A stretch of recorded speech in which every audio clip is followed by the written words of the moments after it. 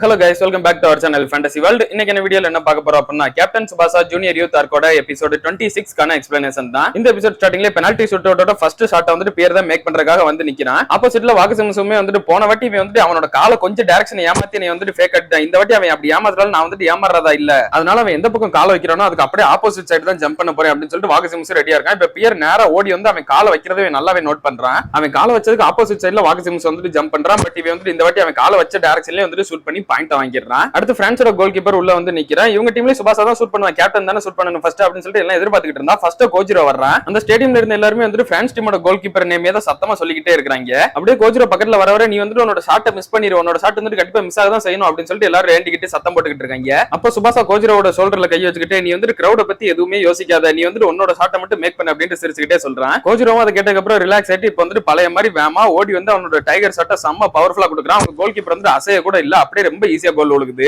இப்போ ரெண்டு டீமே 1-1 சொல்லிட்டு ஈக்குவலா இருக்காங்க. அடுத்து பிரான்ஸ் டீமோட இன்னொரு ஃபார்வர்டர் பாசஸ்னு சொல்லிட்டு ஒரு பிளேயர் வந்து அட்டாக் பண்ண வரான். இந்த ஷாட்டை நான் வந்து கண்டிப்பா தடுத்தே திரும்பி அப்படின்னு சொல்லிட்டு வாகசிம்சு நிக்கிறேன். இப்போ அவன் வந்து ஷூட் பண்ண உடனே வாகசிம்சு அந்த பால் கரெக்டாவே ஜம்ப் பண்ணி பாலையுமே கையை வச்சிடறான். ஆனா அவன் ரைட் கையில இருந்த இன்ஜுரினால பால் வந்து அவனால அவ்வளவு கிரிப்பா பிடிக்க முடியல. பால் வந்து திரும்பவும் கோலுக்குள்ள போய் விழுந்துருது. ஜஸ்ட் மிஸ்ல பிரான்ஸ் டீம் வந்து செகண்ட் கோலை எடுக்கிறாங்க. வாகசிம்சுக்கும் கையில இருந்து மறுபடியும் ரத்தமா வர ஆரம்பிச்சிருது. அடுத்து ஜப்பான் டீம்ல இருந்து செகண்ட் அட்டாக் பண்றதுக்காக மார்க்சியாமா அவனோட ஹெட் பேண்ட மாட்டிக்கிட்டு இப்ப வரான். இந்த ஷாட்டை நான் வந்து கண்டிப்பா மிஸ் பண்ணவே மாட்டேன், சோடாக்காக இந்த ஒரு பெனால்டி கிக்க நான் பண்ணியே திருவேன் அப்படின்னு சொல்லிட்டு ஓடி வந்து அவனோட ஈகிள் ஷாட்டை செம்ம பவர்ஃபுல்லா கொடுக்குறான். இதுவுமே வந்து கோலுக்குள்ள போய் விழுகுது. அடுத்து பிரான்ஸ் டீம்ல இருந்து மூணாவது ஒரு ஃபார்வர்டர் ஃபெரேரின்னு சொல்லிட்டு ஒரு பிளேயர் முன்னாடி வரான். அவன் ஷூட் பண்ண ரெடி ஆகும்போது பியர் வந்து அவங்க கிட்ட ஒரு சிக்னல் கொடுக்குறான். இவனுமே அதை கேட்டுட்டு கரெக்டா வாகசிம்சோட ரைட் ஹேண்டுக்கு இன்ஜுரியா இருக்கும் தெரியுமா, அந்த சைடே தான் வந்து கோலை கிக் பண்றான். வாகசிம்சு ரைட் ஹேண்ட் தான் தடுக்க முடியாதுன்னு சொல்லிட்டு லெஃப்ட் ஹேண்ட் நீட்டுறான். பட் அவன் கொஞ்சம் லேட்டா நீட்டிறான். அதனால பால் வந்து கோலுக்குள்ள போய் விழுந்துருது. இது கண்டிப்பா ஒரு வேஸ்ட் ஆஃப் டைம் தான், என்னோட ரைட் கை இல்லாம என்னால கண்டிப்பா தடுக்கவே முடியாது அப்படின்னு சொல்லிட்டு வாகசிம்சு புரிஞ்சுக்கிறான். இப்போ ஜப்பான் டீம்ல இருந்து அட்டாக் பண்றதுக்காக மிசாகி உள்ள வரான். மிசாகி ஷூட் பண்ண வரும்போது நினைக்கிறேன் நான் வந்து இந்த ஷாட்டை கண்டிப்பா மிஸ் பண்ணிடவே கூடாது, அப்படி ஒருவேளை நான் மிஸ் பண்ணிட்டேன் அப்படின்னா இதான் என்னோட லாஸ்ட் கேம் ஆயிருக்கும், நான் வந்து இவங்க கூட இன்னொரு கேம் சேர்ந்து விளையாடணும்னு சொல்லிட்டு ஆசைப்படுறேன். என்னோட அப்பா திரும்ப எப்ப அந்த மவுண்ட் ஃபூஜி வரையறதுக்காக ஜப்பான் போவாருன்னு சொல்லிட்டு எனக்கு தெரியல.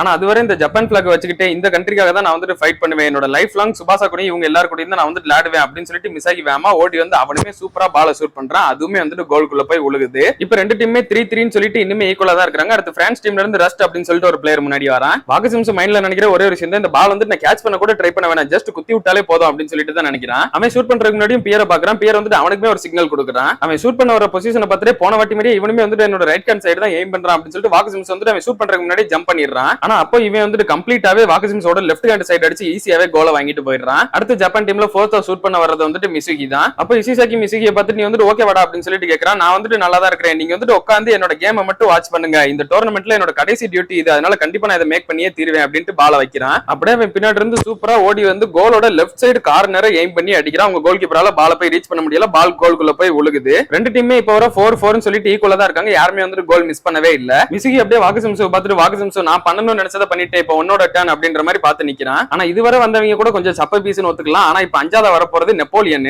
இவன் மட்டும் ஷாட்டை மேக் பண்ணிட்டா அப்படின்னா பிரான்ஸ் வந்து 5 பாயிண்ட்டுமே எடுத்த மாதிரி கணக்காயிருவாங்க. நெப்போலியனும் வாகசிம்சு பார்த்துட்டு ஜப்பான் டீமோட கோல் கீப்பர் என்ன தைரியம் இருந்தா நீ வந்து நீ ஹேட்ரிக் இந்த கேம்ல அடிக்க விடாம தடுத்துக்கிட்டு இருந்திருப்ப, என்னாலும் நான் வந்து இந்த டோர்னமெண்டோட டாப் ஸ்கோரர் ஆகாம கண்டிப்பா விட மாட்டேன், எனக்கும் சீனியருக்கு ஒரு 2 பாயிண்ட் தான் கேப் இருக்கு அப்படின்னு சொல்லிட்டு அவன் இப்ப ஷூட் பண்றதுக்கு ரெடி ஆகுறான். வாகசிம்சு வந்து நான் இந்த வாட்டி கண்டிப்பா ரைட் சைடு தான் ஜம்ப் பண்ண போறேன், வந்தா மழை போனா அப்படின்ற மாதிரி விட்டுட்டு நின்னுகிட்டு இருக்கான். நெப்போலியன் ஓடி வந்துகிட்டு இருக்கும்போது உன்னோட ரைட் ஹேண்டுக்கு நீ வந்து இன்னைக்கே குட் பை சொல்லிரு அப்படின்னு சொல்லிட்டு அவனோட கேனான் சட்டை செம்ம பவர்ஃபுல்லா அவனோட ரைட் சைடே தான் கொடுக்குறான். வாகசிம்சும் பாலுக்கு ஏத்த மாதிரி தான் கரெக்டா வந்துகிட்டு இருக்கான். என்னோட கையை தானே கேட்ட இந்த வாங்கிக்கோ அப்படின்னு சொல்லிட்டு அவன் வந்து கராத்தே பஞ்ச் டிஃபென்ஸ் அப்படின்ற பேர்ல வந்து பால பஞ்ச் பண்றான். வாகசிம்சு கையில அந்த பால் பட்டதுல வாகசிம்சோட கிளவுஸே வந்து சதறி போயிருது. இருந்தாலும் வாகசிம்சு அந்த பால சக்சஸ்ஃபுல்லா தடுத்துறான். பாத்தீங்களா நான் வந்து ஸ்டாப் பண்ணிட்டேன் அப்படின்னு சொல்லிட்டு வாகசிம்சு அவனோட ரத்தமான கையை வந்து அப்படியே தூக்கிக்கிட்டு எல்லா பிளேயர்ஸ் கிட்டையும் சொல்றான். நெப்போலியனுக்கு இது வந்து பெரிய அதிர்ச்சியாவே போயிருது. ஒட்டுமொத்த பிரான்ஸ் பிளேயர்ஸ் அப்படியே அப்செட் ஆயிடுறாங்க. இதுக்கு மேல இன்னொரு பெனல்டி ஷூட்டர்லாம் கண்டிப்பா என்னால போய்க்க முடியாது, என்னோட கை சத்தியமா தாங்காது, இதுக்கப்புறம் எல்லாமே உன் கையில தான் இருக்கு சுபாசா அப்படின்னு சொல்லிட்டு வாகசிம்சு நினைக்கிறேன். அஞ்சாவதா பால கிக் பண்றதுக்கு கேப்டன் சுபாசா தான் முன்னாடி வரான். நீ ரொம்பவே சூப்பரா தடுத்த வாகசிம்சு, உன்னோட இன்ஜுரியவே மறந்து இந்த அளவுக்கு தடுத்திருக்கிற, உன்னோட ஃபைட்டிங் ஸ்பிரிட்டை கண்டிப்பா நான் வேஸ்ட் பண்ண மாட்டேன் அப்படின்னு சொல்லிட்டு சுபாசா நினைக்கிறான். சுபாசா பால கொண்டு வந்து பிச்சில வைக்கும் போது எல்லா ஆடியன்ஸ் வந்து மிஸ் பண்ணிருன்னு சொல்லிட்டு ரொம்பவே சத்தம் போட்டு கத்திக்கிட்டு இருக்காங்க.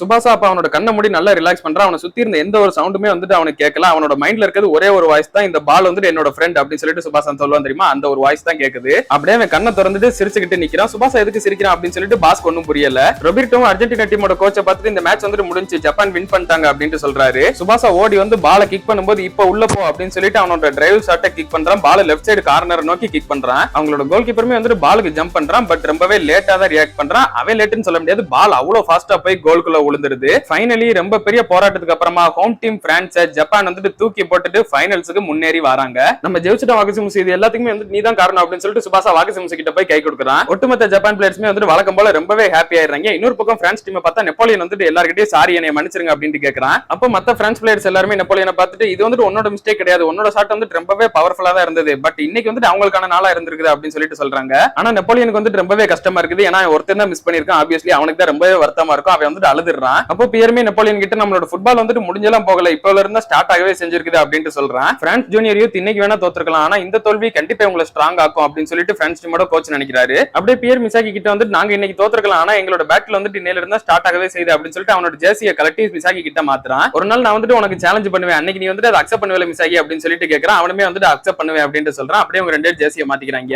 ரெண்டு டீமுமே சூப்பரா லேண்டிங் அப்படின்னு சொல்லிட்டு ரெண்டு டீமுக்குமே ஆடியன்ஸ் எல்லாருமே வந்துட்டு சியர் பண்ணி சப்போர்ட் பண்றாங்க. கரெக்ட் தான், நமக்காக இந்த மலையில கூட இவ்வளவு நேரம் நின்னு சப்போர்ட் பண்ணிருக்காங்க, அதனால அவங்களுக்கு நம்ம போய் தேங்க்யூ சொல்லணும் அப்படின்னு சொல்லிட்டு சுபாசா எல்லாருமே கூட்டு போறான். எல்லாருமே ஆடியன்ஸை பார்த்த மாதிரி நின்னு உங்களோட சப்போர்ட்டுக்கு ரொம்பவே தேங்க்யூ அப்படின்னு சொல்றாங்க. அப்போ சிஸ்டருமே சினேட்டரை பார்த்துட்டு நம்மளோட ஆப்பனன்ட் வந்துட்டு ஜப்பான் தான் அப்படின்னு சொல்லிட்டு சொல்றான். ஆமா, யார் வந்தாலும் இந்த ஃபைனல்ஸோட அவுட்கம் வந்துட்டு மாற போறது கிடையாது, ஜெர்மனி ஜூனியர் யூத் தான் கண்டிப்பா வின் பண்ணும் அப்படின்னு சொல்லிட்டு சினேட்டர் சொல்றான். அர்ஜென்டினா டீமோட கோச்சுமே ரொபர்டோவை பார்த்துட்டு இன்னைக்கு ஜப்பான் டீம் வின் பண்ணதுனால ஃபைனல்ஸ் அன்னைக்கு நான் வந்துட்டு சுபாசாவை ரெக்ரூட் பண்ணலாம்னு சொல்லிட்டு இருக்கேன் அப்படின்னு சொல்றாரு. சரி, நீங்க வந்துட்டு ஃபைனல்ஸ்ல யார் வின் பண்ணுவான்னு சொல்லிட்டு நினைக்கிறீங்க அப்படின்னு ரொபர்டோ கேட்கறாரு. சங்கட்டமான விஷயம் என்னன்னா ஜெர்மனி தான் கண்டிப்பா வின் பண்ணும், சுபாசா ரொம்பவே ஸ்ட்ராங்கா தான் இருக்கான், பட் ஜெர்மனி வந்துட்டு அதோட சம ஸ்ட்ராங்கான டீமா இருக்காங்களா அப்படின்னு சொல்றாரு. அப்பனா சரி, ஒருவேளை ஜப்பான் வின் பண்ணிட்டாங்க அப்படின்னா நீங்க வந்துட்டு சுபாசாவை ஸ்கவுட் பண்ண கூடாது, நான் தான் வந்துட்டு பிரேசிலுக்கு அவனை ஃபர்ஸ்டா ரெக்ரூட் பண்ணணும்னு சொல்லிட்டு நினைக்கிறேன் அப்படின்னு ரொபர்டோ சொல்றாரு. ஃபைனல்ஸ்ல ஜப்பான் டீம் வின் பண்ணிட்டாங்க அப்படின்னா ரொபர்டோ சுபாசாவை ரெக்ரூட் பண்ணுவாரு, இல்ல அப்படின்னா அர்ஜென்டினா டீமோட கோச் வந்துட்டு ரெக்ரூட் பண்ணுவாரு. யார் பண்ணுவாங்கன்றத நம்ம அடுத்தடுத்து தான் பார்க்கணும். இப்ப லாக்கர் ரூம்ல வச்சு சோடாக்கு பைத்தியமே பிடிக்கிற மாதிரி ஆயிப்போச்சு. டைம் என்னோட ரொம்ப நேரம் முடிஞ்சு போச்சு, இன்னும் யாரையுமே காணுமே அப்படின்னு சொல்லிட்டு அப்பதான் எல்லாருமே ஓடி வந்து சோடா நாங்க வின் பண்ணிட்டோம் அப்படின்னு சொல்லிட்டு ரொம்பவே சந்தோஷமா இவங்க கிட்ட சொல்றாங்க. சோடாக்கு இதை கேட்டோன்னே சந்தோஷம் தாங்கவே முடியல, அப்படியே ஆனந்த கண்ணீர்ல ரொம்பவே சூப்பர் அப்படின்னு சொல்லிட்டு அழுக ஆரம்பிச்சிடுறான். ஏன்டா நீ என்ன லூசா இதுக்கு போய் இவ்வளவு அழுதுகிட்டு இருக்க அப்படின்னு சொல்லிட்டு இசிசாக்கி கேட்கறான். உனக்கு என்ன தெரியும், நான் தான் இங்க ரொம்பவே கஷ்டப்பட்டு இருந்தேன் தனியா உட்காந்து அப்படின்னு சோடா சொல்றான். அப்படியாடா நீ ரொம்பவே தனியாவா இருந்த அப்படின்னு சொல்லிட்டு எல்லாருமே அவனை நல்லா கலாய்ச்சிக்கிட்டு இருக்காங்க. அப்படியே கட் பண்ணி இதோட இந்த ஒரு எபிசோட முடிக்கிறாங்க. இன்னும் இந்த ஜூனியர் யூத் ஆர்க்ல ஒரே ஒரு கேம் தான் இருக்குது, தரமான கேம், ஜப்பான் வெர்சஸ் ஜெர்மனி. அந்த கேம்ல யார் வின் பண்ணுவா, அந்த கேம் எந்த அளவுக்கு இன்ட்ரெஸ்டிங்கா போக போகுதுன்றதெல்லாம் நம்ம அடுத்த எபிசோட்ஸ்ல பார்த்து தெரிஞ்சுக்கலாம். அதெல்லாம் நீங்க தொடர்ந்து பார்க்கணும்னு நினைச்சீங்க அப்படின்னா மறக்காம நம்ம சேனலை சப்ஸ்கிரைப் பண்ணி சப்போர்ட் பண்ணுங்க. அப்படியே இந்த எபிசோட் பிடிச்சிருந்தா மறக்காம ஒரு லைக்கையும் போட்டு போயிருங்க. நான் உங்களை இன்னொரு நல்ல வீடியோல வந்து மீட் பண்றேன். Bye guys.